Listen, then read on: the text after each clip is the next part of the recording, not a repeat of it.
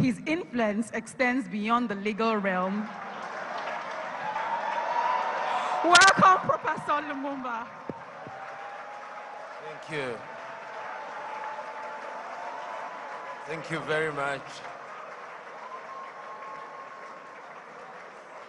Thank you. You may resume your seats.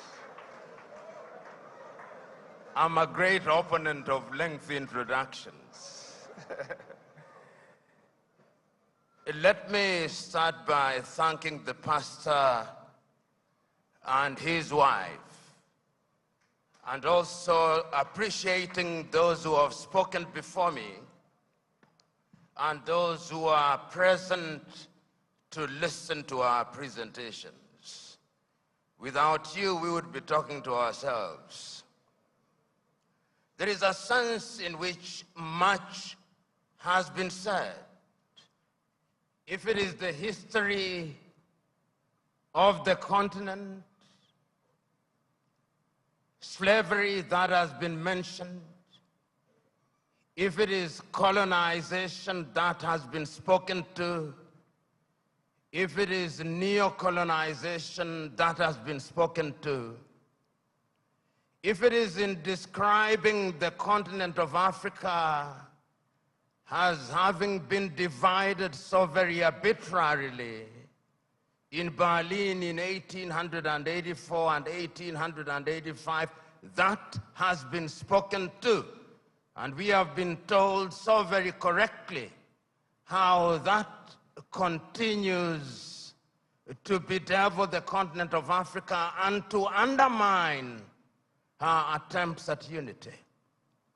Those of you who are students of history will remember that in 1963 in Addis Ababa, Ethiopia, and in 1964 in Cairo, Egypt, the debate was, should we redraw the boundaries? It was agreed by the founding fathers then that that would be an exercise in fueling conflict, and that if we were moving towards unity, then redrawing boundaries was unnecessary. The OAU was, of course, founded in 1963, a weak organization which, as it were, introduced the concept of inviolability of boundaries and placed emphasis on sovereignty.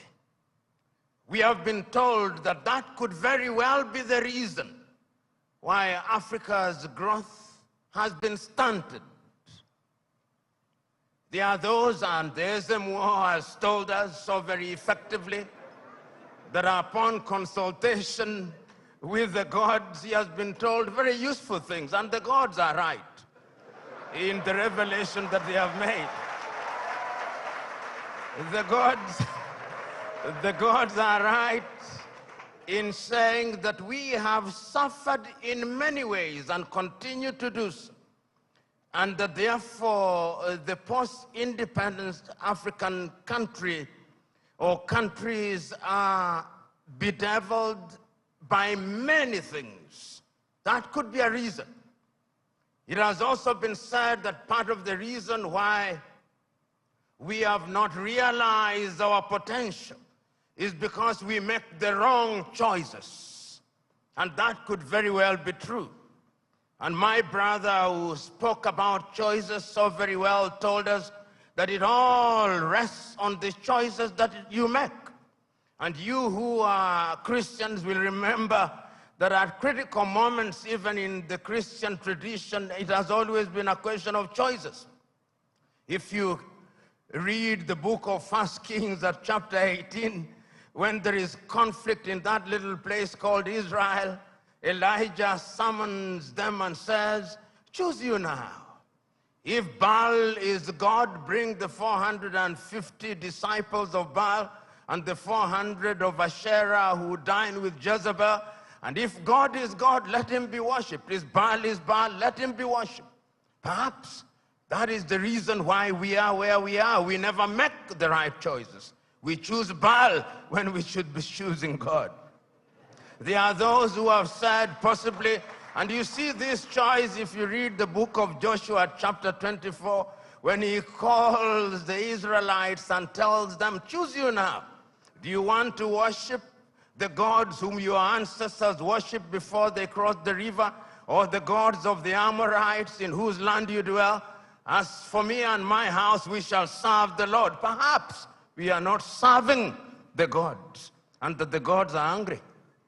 And in the anger, they continue to visit pain upon us. So there is a sense in which all and many things have been talked about. But Africa sometimes judges ourselves very harshly and with a jaundiced sense of history. The post-colonial African state, the oldest post-colonial African state, is Ghana, 66 years only. Nigeria, 63 years only. And we often forget these very important and immortal words of John Henry Clark when he said that all African countries, upon regaining independence, started to conduct their affairs on the basis of systems of governments that were borrowed from Europe, and that none of them will ever succeed on the basis of borrowed systems. And as if he were a Jewish prophet, he is being proven right on a daily basis. Because whenever we in the African countries think that we have identified the problem and that we have identified the antidote, when we apply the antidote, new wounds appear. That has been the state of Africa, and that continues to be our state. And therefore, when we judge Africa, we must ask ourselves, from whose lens are we judging Africa? When in 1965, the Osagyefo Kwame Nkrumah wrote the book Neo-Colonialism, the Last Stage of Imperialism, and the Most Dangerous, he was right, and he was overthrown for it, because the colonizer left but never left. And if you have any doubt, see what is happening in Niger, in Guinea, in Burkina Faso, in Mali. They are alive and well. And Africa remains the only continent in the world that is still referred to as Francophone, Anglophone, Lusophone, and now we are beginning to even call it Russophone and Sinophone and Indophone. There is a sense in which we must never forget this, so that when we are judging Africa, we ought to judge her on the basis and upon the realization that the headwinds that stand on our path are numerous, and that there is no shortage of fifth columnists within our ranks. The SMO spoke, and if the SMO were to speak a little longer, he would have reminded you of what Chinua Achebe said in Things Fall Apart, that they came and put the things that held us together, and we can no longer reason as one. And he said, we may have sent the white man away, but what about our brothers whose minds they have infected and infested? And there is no shortage of them. So Africa can and will arise. And if you look at the continent of Africa, she has always been conscious of the need to do right things. And if you look at the continent since 1963, and I can remember this so very vividly, I can remember Kwame Nkrumah in 1957 on the 6th of March saying, the freedom of Ghana means nothing if the rest of Africa is not free. He says the same thing in 1958. He repeats the same thing in 1960 in Casablanca, Morocco. He repeats it again on 25th of May, 1963 in Addis Ababa, Ethiopia, where he tells the 32 heads of states gathered there, we must live here with one army. We must live here with one currency. We must live here with one foreign policy coordinated. And I even suggest that we can have a capital, and I suggest Bangui in Central African Republic because it is the most central. But we listen to him not. After that, of course, we have had our gains. Under the aegis of the OAU, Africa was able to eliminate apartheid South Africa. Under the aegis of the OAU, Africa was able to chase away the Portuguese in Cabo Verde, in Angola, in Mozambique, in Guinea-Bissau. Under the aegis of the OAU, Africa was able to chase away the apartheid regime in what is now Namibia and the Ian Smith regime in what is now Zimbabwe. Let us not judge ourselves too harshly. We have made our mistakes, but sometimes it is proper, as my sister said, that we see half full glass rather than half empty. We must not debilitate ourselves by constantly bashing ourselves and looking at Africa from jaundiced eyes from Europe and America. And I'm suggesting to you, we have and will continue to make our mistakes. Look at Africa and the decision that she has made for ourselves over the years. As early as 1980, Africans sitting here in Lagos, Nigeria, came up with the Lagos Plan of Action. And the Lagos Plan of Action told Africa, in order for Africa to realize our potential, we must trade amongst ourselves. But the neo-colonizer was not resting. A little earlier, 5 years earlier, the neo-colonizers had sat down in Lomé, in Togo, not too far from here, and came up with an agreement of African and European and Pacific countries. And when that did not work, they sat again in Cotonou, here in Benin, and came up with the Cotonou Agreement. They are never resting. We must never forget that. The neo-colonialists are alive and well, and is always trying to frustrate what we do, because Africa is their hunting ground. And we did not stop there. When we are doing things, you tell me what Africa has not tried to do. In terms of the airspace, we agreed in Yamoussoukro, in La Côte d'Ivoire, that we will open our airspaces in 1988. We sat in Abuja, here in Nigeria, in 2001 and said we were going to spend not less than 15% of our budget in the health sector. We sat in Malabo, Equatorial Guinea in 2014 and said we were going to focus on agriculture. We sat down in Maputo in 2013 and said we were going to ensure that our women were mainstreamed in the activities of Africa.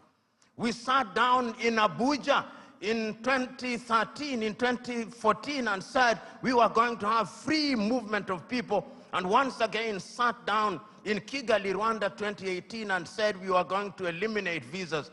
We sat down in Abuja and said that we were going to silence the guns in 2013. We did not. And we sat down in 2020 and said we were going to silence them. And now the guns are alive and well. And who are supplying us with the weapons? It is not us. It is others.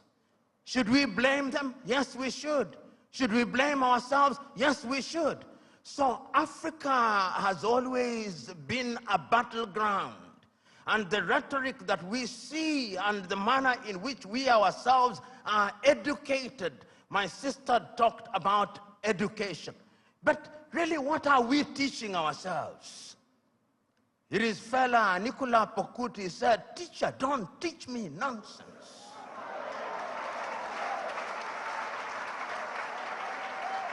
And I'm suggesting to us that most of us, including most of us who are here, we are so very thoroughly miseducated that what we must do is to unlearn the burden that we have in our mind. Those of us who are lawyers, when do we feel happiest? When we cite an English authority to determine a land case in Abeokuta. When we talk about the reasonable man, we don't talk about the reasonable man in a keke, in a papa. We talk about the reasonable man being the man in the Clapham omnibus in London, England. That is how miseducated we are. And until we are re-educated, we who are present here are part of the danger to Africa. Because even in our unguarded moments, I went several years ago to the university at Harvard and talking to students, and one of them said that Harvard was the best school in law, in teaching of law. I said, whose law? Nigerian law? Ugandan law? Zimbabwean law? They can only be best in teaching their law, not ours. And I've seen we who are in this space of education, somebody spends 6 years at Unilag, and when they go to Harvard or Stanford for 3 weeks for a short course where they spend most of the time taking tea, he comes back and says, an alumni of Harvard.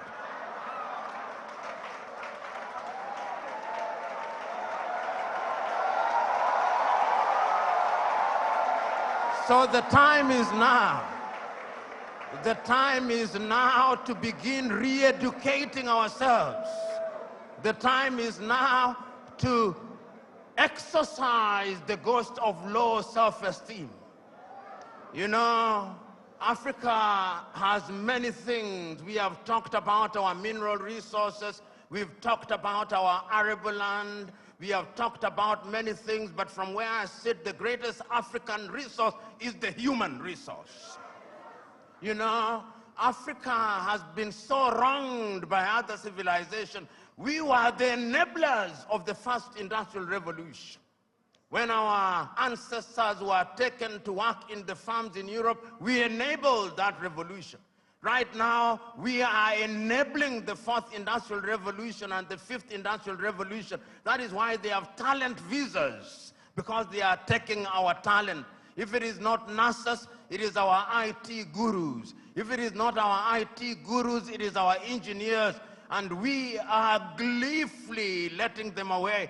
I see our heads of state saying, we have signed a contract to take our workers to Saudi Arabia, modern day slavery. And you know, just this morning, my wife sent me a proverb from Turkey that when you elect a clown and you think that he will be a king, what he does is to convert the kingdom into a circus.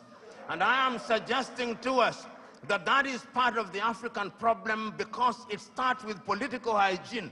Most of Africa is suffering because we do not have democracies.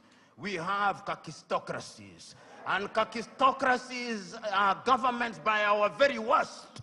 This is what we must deal with, and this is what we must say. Who do we elect into our public offices? Because, as I've said before, when you allow hyenas to take care of goats, why should you be surprised when the goats are eaten? This is the same. And Africa is only going to realize our potential in all areas when, by dint of choice, we enable and allow our best men and women to serve in different areas. I've heard it being said about Lee Kuan Yew in Singapore. I've heard it being suggested about Mahathir Mohamad in Malaysia. I've heard it being said about Japan. I've heard it being said about other countries. But there was a conscious decision on the part of those individuals and the followership. We always talk about leaders, but we never talk about the followers. The followers must also style up. Africans on average are for some reason attracted to thieves. Africans are for some reason attracted to men and women who cannot serve her. And when they are not served, then they complain. When Africans are told, choose you now whom we shall release, Jesus of Nazareth or Barabbas, they say, release Barabbas. And when Barabbas behaves like Barabbas, they say, why are you not behaving like Christ? It cannot be done. And this is what we must do. And I am submitting to us that it can be done and it should be done. I know a number of African countries, and I travel this continent sufficiently to know that there are African countries that are doing well. They are trying. There is no nation without trials and tribulation. We are fond of talking about the United States of America as an exemplar of that which is good and bad. When they said in 1776 that they held certain truths to be self-evident, that all men were born equal, that they were endowed by their Creator with certain unalienable rights, that among those who are life, liberty, and the pursuit of happiness, were blacks included? No, they were not. Did they not fight a civil war? Yes, they did. Are they not frustrating people until 1963? Did George Floyd, was he not killed only recently? There is not a single nation without trials and tribulation. And we must therefore remind ourselves that we have the wherewithal to catapult Africa into a different orbit. And Nyerere of Tanzania once said, we must also define what development means. And he said, development does not mean necessarily the building of skyscrapers. There is nothing wrong with that. But let the Americans go to the moon, we are going to provide water to our villages. We must define what development means. And once we define what development means, and we define ourselves, then Africa shall realize our potential. In 1996, Thabo Mbeki talked about an African. Who is an African? Who are you? Define yourself first. The Chinese define themselves. The Indonesians define themselves. The Koreans define themselves. We must define ourselves and begin to believe in our institutions. You know, and I see it in this part of the world. When we want to look at our economy, we say, what does Moody's say? And Moody's is very moody when they come to Africa. Moody's. Can the Department of Economics at Unilag not do that? Can't they? McKinsey, an American outfit, they are the ones who come here and tell us how our economy is behaving. When the American dollar as much as sneezes, the Naira goes into a coma. Why? 63 years after independence in Nigeria, 66 in Ghana, 61 in Kenya, and many other countries, we still believe that somebody else's currency is what must define us. 63 years after independence, we are still importing chicken as if our chicken forgot how to lay eggs.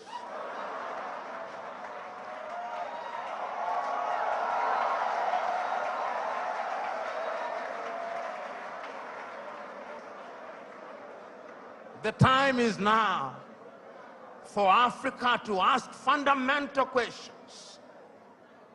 Because if you ask the wrong questions, you'll get the wrong answers.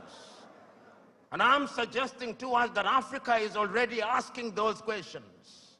You know, in the year 2013,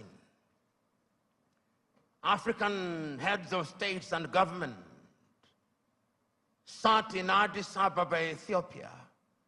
That was during the chairmanship of South Africa's Nkosazana and Dlamini Zuma. And they decided that we can no longer continue to live in this muck and mire. Africa must know progress. And they came up with Africa Agenda 2063. My sister spoke to it so very ably and eloquently and passionately. What we don't say is that during that week, Nkosazana and Dlamini Zuma wrote an apology letter to Kwame Nkrumah, telling Kwame, we apologize. What we are doing now, you saw in 1963. A house divided against itself cannot stand. Now we are living through Africa Agenda 2063. We are living through the Sustainable Development Goals. And I'm not a Jewish prophet nor related to one, but I can confirm to you we will not fulfill any one of them. You cannot, in the nature of things, engage the reverse gear and then think you'll reach your destination. You cannot. And that is what most African countries have done. So the time is now, as the cliche goes, when you are in a hole, you stop digging. And Africa must stop digging. And if we stop digging and we look at what we have, Africa Continental Free Trade Area says that we are going to trade amongst ourselves in the world. Africa trades ourselves at best at 20%. Europe at about 70%, North America possibly 65%, Asia now going to 60%, Latin America going to 55%, Africa 20%. What must we do? We must stop certain things that stand in our way. Conflict. Look at Africa as I speak to you. Look at Sudan. For the last 2 months, there is no economic activity in Sudan. They are destroying what they once built. Even if you wanted to trade, who do you trade with? Generating as at now 2.5 million refugees. I do not hear the voices of African leaders, no. Their silence is eloquent. And when they speak mutedly in sanitized languages, and people are dying. Children who ought to be vaccinated in Sudan are not getting vaccinated. Here in your neighborhood in Cameroon, children have not gone to school for the last many years. Conflict. In northern Mali, the country is divided de facto into two.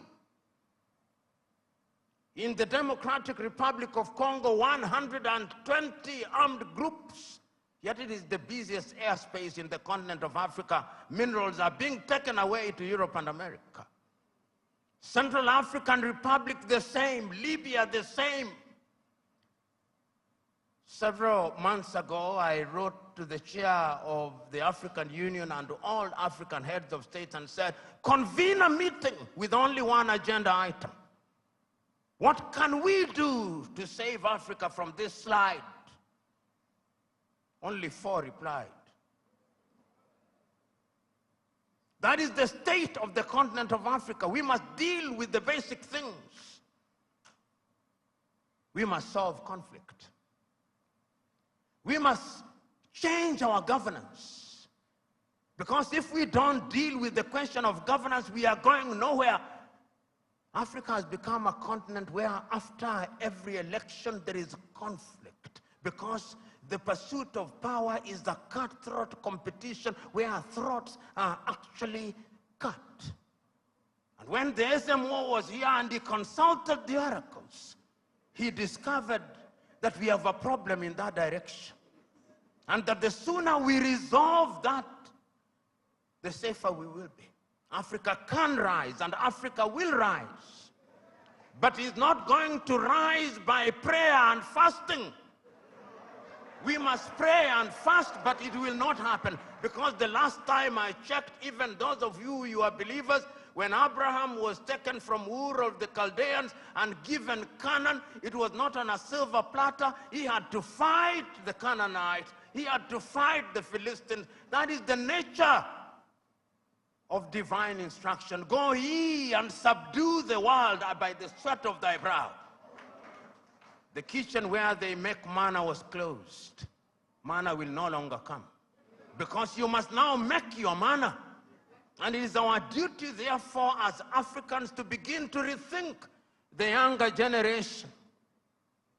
You know, there is a saying in Chichewa in Malawi that more precious than our children are our children's children. So when we are doing these things, we must remind ourselves that we are doing for this generation and generations yet to be born. When my good sister was speaking, she started in 1969 about the education. We were alive. Then you came to the year 2023 and we are alive. But when you came to the year 2077, knowing as we do that we are not immortal, we shall be assumed into heaven. Some of you who will be alive, you'll be old and possibly stupid and not very useful to anybody. This is why we say it is intergenerational. So, brethren, what we must now do is to ask ourselves, then what do we do? Beyond the rhetoric, what do we do? And what is beautiful in Africa now, not only in the continent of Africa, is that there is a consciousness. You know, I'm in a church setting, and sometimes it is good to remind you, for those of you who believe and believe rightly, even in the Bible, sometimes those who are saying the right things think that they are the only ones, thinking in silo. You remember Elijah going and saying, but Lord, I'm the only one who has not bowed to Baal. He was told, no, there are 7,000 others. And as I travel across Africa, there are 7,000 others. Today I've seen many of them. Today I've had the honor and privilege of listening to many of them. One enlightened more than the other. One more passionate than the other, talking about what we can do. And talking about the place of Nigeria in that space. Times without number have talked about Nigeria and reminded Nigerians that the day you become great, that is the day Africa becomes great. When I hear in Nigeria economists and politicians telling me that the GDP of Nigeria is 500 billion United States dollars, and that therefore it is the biggest economy in the world, I am reminded of the words of Yoweri Kaguta Museveni, my friend, when he says, in a debate between dwarfs, what is the value of one dwarf saying, I'm taller than the other dwarfs?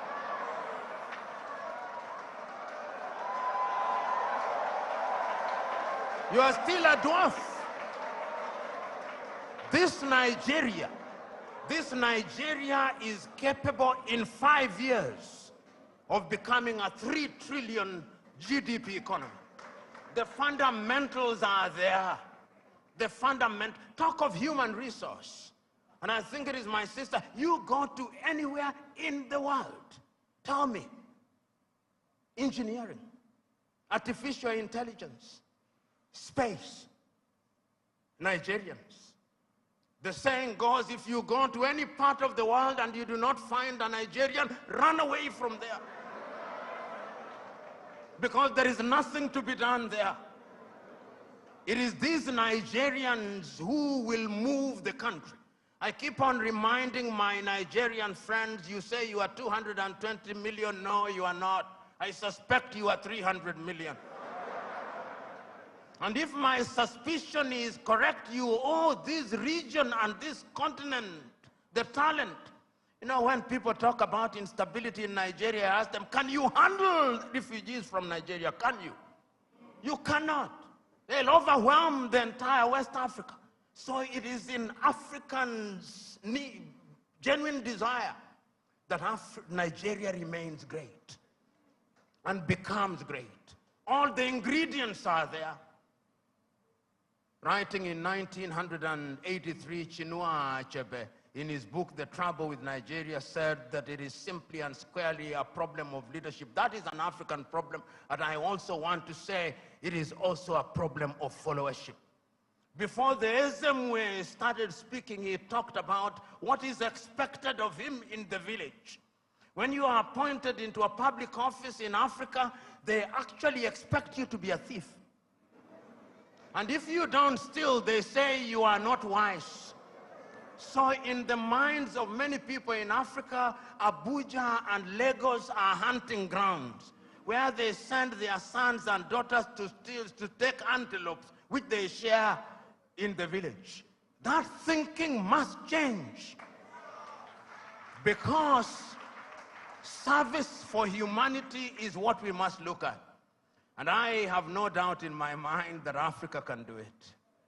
When I look at Africa and I look at Nigeria, I see an Africa that is capable of rising because our sons and daughters now present in the continent and even in the diaspora. You go and see the Africans in the diaspora, whether they are in Antigua and Barbuda, and my good friend here, the ambassador of Antigua and Barbuda, Wallace Williams, Trinidad and Tobago, will agree with me in that regard.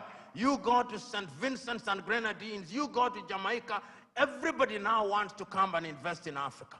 But we must make the circumstances right. So we must improve our politics. We must make our laws enabling. We must improve our agriculture. We must improve our health. We must improve our education system. We must improve the quality of the environment so that we stop our young men and women dying in the Mediterranean Sea, dying off the coast of Dhaka, going into modern-day slavery in Saudi Arabia, in that part of the world. It can be done. We have seen it done during our lifetime. We have seen South Korea do it. We have seen China do it. We are seeing India do it. We can see Indonesia doing it. We have seen Vietnam after the war doing it. And within the continent of Africa, there are other examples. We have seen Rwanda rise like a phoenix during our lifetime. We have seen Botswana do it. We have seen Cabo Verde do it. We have seen Mauritius doing it. It can be done. And if we agree that it can be done, what we must now do is to take a solemn vow. And that solemn vow must come from these words spoken by Julius Kambarage Nyerere on the 6th day of March 1997 in Accra, Ghana, when he was called upon to be the guest on the 40th anniversary of Ghana's independence. This is what he said, and I say this, then I shut up and sit down. Mwalimu said, when Kwame Nkrumah told us in 1963 that we ought to unite, we agreed with him. And we did not for one moment believe that unity in and of itself will solve our problems. What we believe that unity will make our voices as Africans to be respected, because the rest of the world is not bothered about our Ghanaianness or our Tanzanianness. He did not say this, but I'm adding, but our Nigerianness or Ugandanness. The rest of the world only knows about Africa. The time is now. Our generation fought the colonialists and brought what we thought was independence, but they gave us the crown without the jewels. But of all the sins that we have committed, there is a single sin that we must never commit: the sin of giving up, the sin of despair. And each one of us must remember that we have a role to play. We have a role to play because if the ocean is to exist, the droplets must be good. If the forest is to exist, the trees must be good.